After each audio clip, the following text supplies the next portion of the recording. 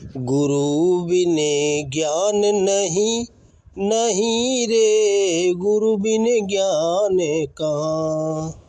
महर्षि सुखदेव महर्षि वेद व्यास के आयोनिज पुत्र के रूप में प्रकट हुए थे।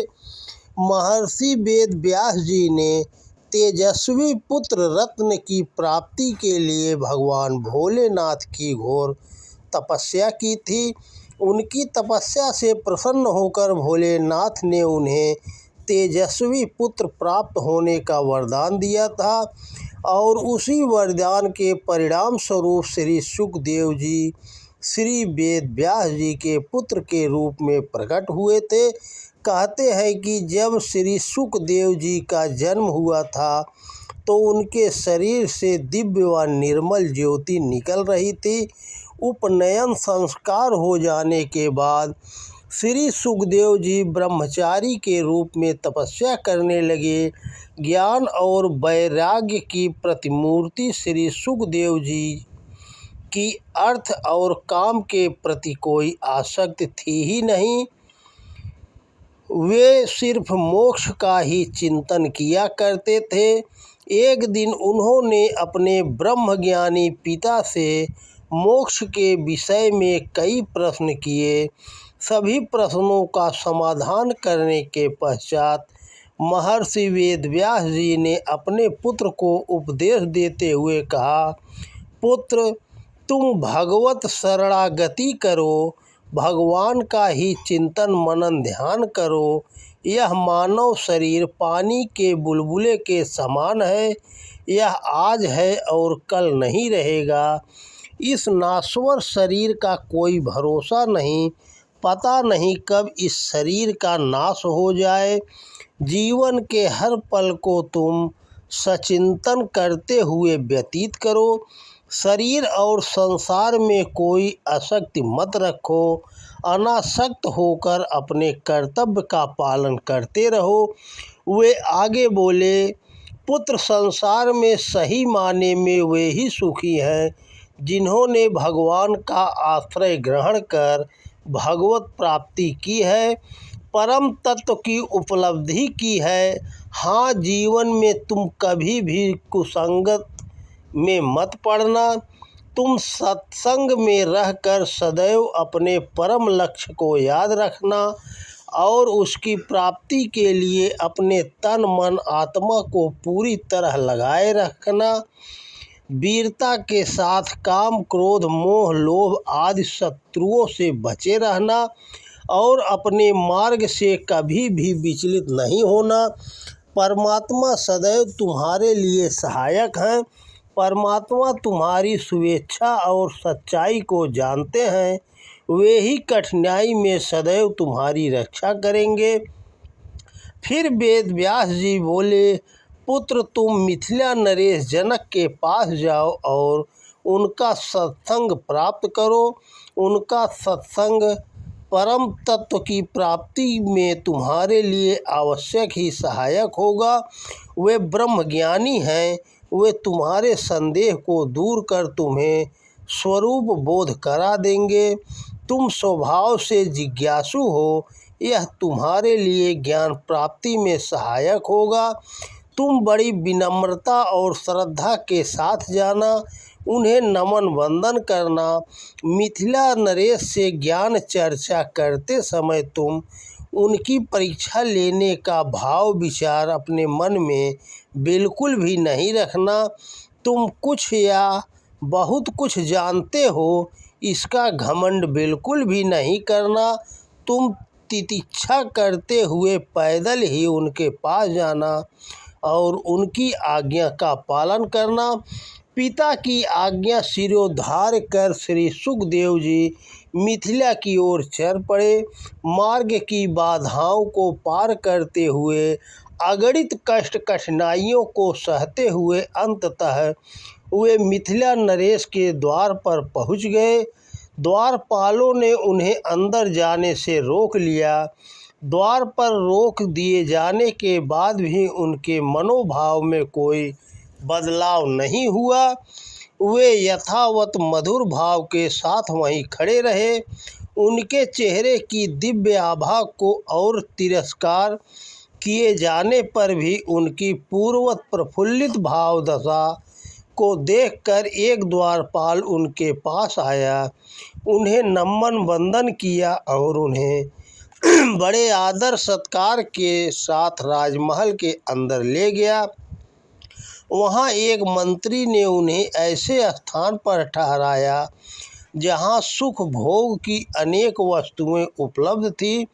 उनकी सेवा में रूप लावण्य और सौंदर्य से भरी सुंदर स्त्रियों को लगा दिया गया, परंतु उन्हें देखकर श्री सुखदेव जी की भावदशा पूर्ववत ही बनी रही। वे जरा भी विचलित नहीं हुए। उन्हें देखकर भी वे ऐसे देख रहे थे, वे ऐसे लग रहे थे मानो उन्होंने कुछ देखा ही न हो। स्वभाव से ही विरक्त, अनासक्त, सुख दुख और मान अपमान में भी वे एक से रहने वाले सुखदेव जी को राजमहल के सुख ऐश्वर्य भोग वैभव को देखकर भी कोई हर्ष नहीं हुआ। ब्रह्मचिंतन में ही संलग्न रहकर उन्होंने वहाँ एक दिन और एक रात बिता दी। दूसरे दिन प्रातःकाल ही राजा जनक उनके पास गए और उनकी विधिवत पूजा अर्चना की। कुशल मंगल के पश्चात सुखदेव जी ने जनक जी को अपने आने का प्रयोजन बतलाया और उन्होंने जनक जी से ब्रह्म ज्ञान, मोक्ष आदि के संबंध में कई प्रश्न किए। जनक जी उनके विरक्त भाव व जिज्ञासा को जानकर आनंदित थे और सुखदेव जी की प्रशंसा करते हुए उन्होंने उपदेश स्वरूप कहा, बिना गुरु के ज्ञान नहीं होता और बिना ज्ञान के मोक्ष नहीं होता। संसार रूपी भवसागर को पार करने के लिए गुरु ही एकमात्र सहारा है। गुरु से ज्ञान पाकर ही शिष्य को की अंतर्दृष्टि, आत्मचक्षु, आत्मदृष्टि खुलती है और उस दृष्टि से देखते ही उसे स्वरूप बोध हो जाता है। फिर तो सभी मार्ग स्वयं ही समाप्त हो जाते हैं। लोक मर्यादा और कर्म मर्यादा का उच्छेद न हो, इसी के लिए वर्णाश्रम धर्म का सेवन आवश्यक कहा गया है। फिर इनके आश्रय से आगे बढ़ते चले, अनासक्त भाव से कर्तव्य पालन करते चले तो अंत में स्वतः ही शिष्य को, साधक को पाप पुण्य, शुभ अशुभ से परे की गति स्थिति प्राप्त हो जाती है। अंतःकरण की शुद्धि के लिए वर्णाश्रम धर्म की निसंदेह बड़ी आवश्यकता है, पर सत्य यह भी है कि जिसे ब्रह्मचर्य आश्रम ही आत्म तत्व, परम तत्व स्वरूप बोध की उपलब्धि हो जाए, उसके लिए अन्य आश्रमों का कोई प्रयोजन रह ही नहीं जाता।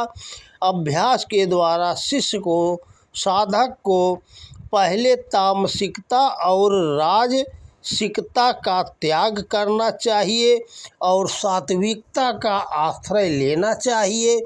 फिर सात्विकता से भी अनासक्त होकर उससे परे हो जाना चाहिए।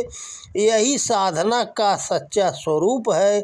जो पुरुष, शिष्य, साधक सभी प्राणियों में अपनी ही आत्मा को देखते हैं और अपनी आत्मा में सभी प्राणियों को देखते हैं, वे पाप पुण्य से परे हो जाते हैं, निर्लिप्त हो जाते हैं।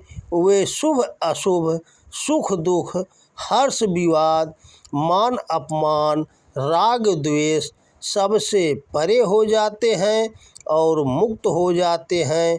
वे मोक्ष, मुक्ति और परम तत्व की प्राप्ति के अधिकारी हो जाते हैं। वे अभय और निर्भय हो जाते हैं, जिसे किसी का भय नहीं, जिससे किसी को भय नहीं, जिसे न राग है न द्वेष है, वही ब्रह्म ज्ञान संपन्न है। जब जीव मन, वाणी और कर्म से किसी का अनिष्ट नहीं करता और काम, क्रोध, मोह, लोभ, राग, द्वेष, ईर्ष्या आदि विकारों से मुक्त हो जाता है, सुख दुख, हानि लाभ, जीवन मरण, शीत उष्ण, निंदा स्तुति आदि द्वंद्वों से भी समान दृष्टि समान भाव में रहता है, तब वह आत्मज्ञान संपन्न हो जाता है। अंत में राजा जनक बोले, वत्स सुखदेव, ये सभी बातें तथा समस्त सद्गुण हमने प्रत्यक्ष देख रहे हैं। मैं जानता हूँ कि तुम ज्ञान वैराग्य में स्थित हो, तुम समस्त विषयों के द्वंद्वों के परे पहुँच चुके हो, तुम्हें ज्ञान प्राप्त है, विज्ञान प्राप्त है, तुम्हारी बुद्धि स्थिर है, तुम स्वयं ब्रह्म हो, और मैं क्या कहूँ। इस प्रकार राजा जनक के उपदेश पाकर सुखदेव जी को बड़ा ही आह्लाद और आनंद हुआ, और राजा जनक को सादर श्रद्धापूर्वक नमन करते हुए उनसे विदा लेकर वे हिमालय पर अपने पिता व्यास जी के आश्रम पर लौट आए। अपने पुत्र को देखकर महर्षि वेद व्यास जी को भी बड़ा आनंद हुआ। तो दोस्तों नमस्कार, वीडियो पसंद आए तो ज़्यादा से ज़्यादा शेयर करें। जय श्री राम, जय श्री कृष्णा।